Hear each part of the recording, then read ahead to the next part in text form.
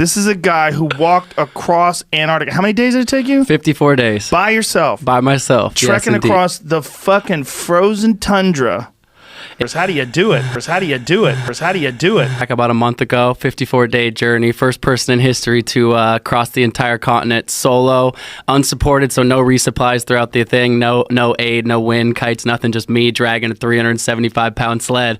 I can't believe it only took you 54 days. Right. It's actually circular. Yeah. So I went from the edge of the Ross Ice Shelf to the via the South Pole to the Ross Ice Shelf. So basically kind of a diagonal across through the center and then back to the other ice shelf. What do the flat earthers think about your traversing this area? It's funny you say about the flat earthers, though, because all jokes aside, I've been getting a lot of trolling on my Instagram page from the flat earthers.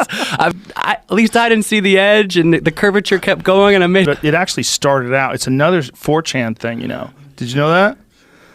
Well, I'm sure there was probably somebody who believed it before that, but it started off, people were trolling on 4chan, then eventually people just started actually going, hey, yeah, I bet it is flat, and then they started... The first waypoint was kind of like the actual start. And so 1 hour in, I haven't even hit the real start. So when I call her on the phone, she's like, because she knows the route, and she's like, well, how far are you from the first waypoint? Which is where the actual start is. And I'm like, it's 0.63 more miles. She's like, it's half a mile. You have 1,000 more to go. Like, get to the first waypoint, you know? Oh, jeez. And I was like, okay. So I, rallied myself, got to the first waypoint, and then finally got in my tent that night and just kind of took a deep breath. I think Such a pussy. Keeping these batteries juiced up. No, this is the film crew, man, that was following me around. Right of the Flat Earth film crew. Yeah, they're near the ice wall.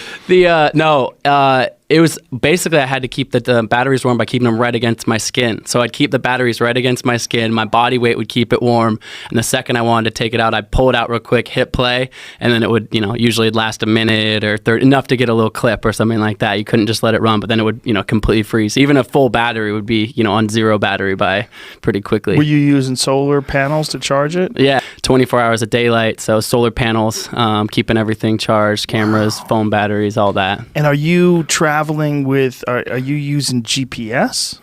Yeah, so I had some waypoints, the GPS waypoints that kind of led my path to the South Pole, etc., but mostly actually using a compass. So I'd look at my GPS maybe once every week or something like that just to get the bearing. The juice factor?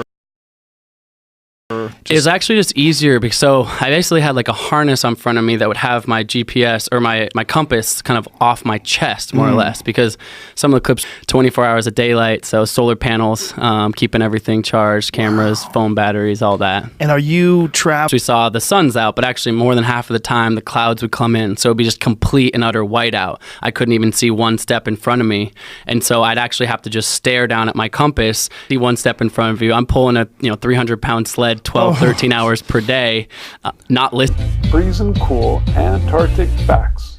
The magnetic South Pole right now isn't even on the continent of Antarctica. It's off of Antarctica.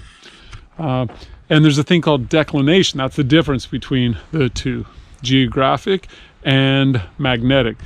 Currently, it's about 140 degrees difference, which means that if your compass did work, it would lead you in almost the complete opposite direction. Mostly actually using a compass. So see that white needle is pointing down. Look at as I'm rotating around, that compass doesn't even spin. Mostly actually using a compass. So the needle stays the same. That white needle is dragging down on the bottom of the compass. So kind of fun to play with, but not real useful. So I'd actually have to just stare down at my compass. There you go. Do compasses work in Antarctica? Now you know. Damn, dude. Are you going crazy at all?